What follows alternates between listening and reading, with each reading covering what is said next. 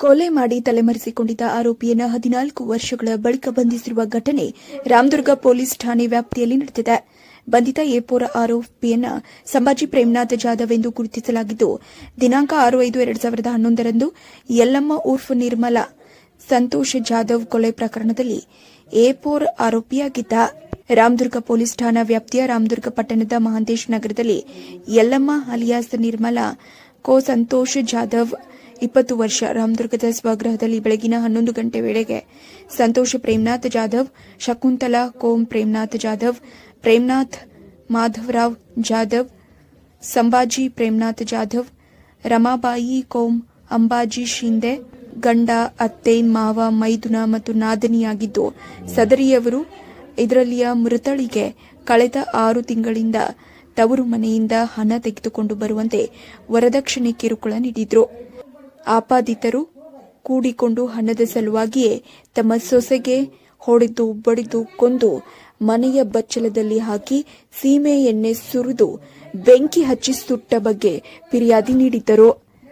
ಈ ಪ್ರಕರಣದಲ್ಲಿ A1, A2, A3 ಹಾಗೂ A5 ರವರಿಗೆ ದಸ್ತಗಿರಿ ಮಾಡಿ ಮನೆ ನ್ಯಾಯಾಲಯಕ್ಕೆ ಹಾಜರುಪಡಿಸಲಾಗಿರುತ್ತದೆ. ಆದರೆ A4 ಸಂಭಾಜಿ ಪ್ರೇಮನಾಥ್ ಜಾಧವ್ ರಾಮದುರ್ಗದ ಮಹಾಂತೇಶ್ ನಗರದ ಇವರು ಈತನನ್ನ ಗುಣ್ಣೆ ಲಗಾಯತ್ನಿಂದ ಪರಾರಿ ಇದ್ದು, ಪ್ರಕರಣವು 2022 ರಲ್ಲಿ LPR ಪ್ರಕರಣವಾಗಿತ್ತು.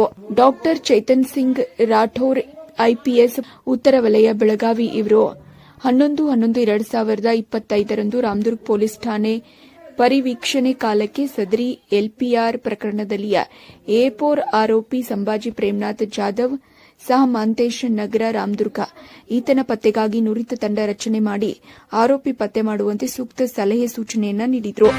ಅದರಂತೆ ಡಾ ಭೀಮಾಶಂಕರ್ ಗುಳೇತ್ ಪೊಲೀಸ್ ಅಧೀಕ್ಷಕರು ಬೆಳಗಾವಿಯವರು, RV ಬಸರ್ಗಿ ಹೆಚ್ಚುವರಿ ಪೊಲೀಸ್ ಅಧೀಕ್ಷಕರು ಬೆಳಗಾವಿ ಜಿಲ್ಲೆ ಹಾಗೂ ಚಿದಂಬರ್ V ಮಡಿವಾಳರ್ ಪೊಲೀಸ್ ಉಪ ಅಧೀಕ್ಷಕರು ರಾಮದುರ್ಗ ಉಪವಿಭಾಗದವರು, ರಾಮದುರ್ಗದಲ್ಲಿ VP ಅಡಿಗೆ ಆರಕ್ಷಕರು ವೃತ್ತ ನಿರೀಕ್ಷಕರು ರಾಮದುರ್ಗರವರು ನೇತೃತ್ವದಲ್ಲಿ Savita G ಮುನ್ಯಾಳ್, PSI SM Jadhav ಹಾಗೂ GB ಶಿವನಾಯ್ಕರ್ ಇಬ್ಬರು ರಾಮದುರ್ಗ ಪೊಲೀಸ್ ಠಾಣೆ ಹಾಗೂ ತಾಂತ್ರಿಕ ವಿಭಾಗದ ಸಿಬ್ಬಂದಿಯಾದ ವಿನೋದ್ ತಕ್ಕಣ್ಣವರನ್ನೊಳಗೊಂಡ ತಂಡ ರಚನೆ ಮಾಡಿದ್ದರು.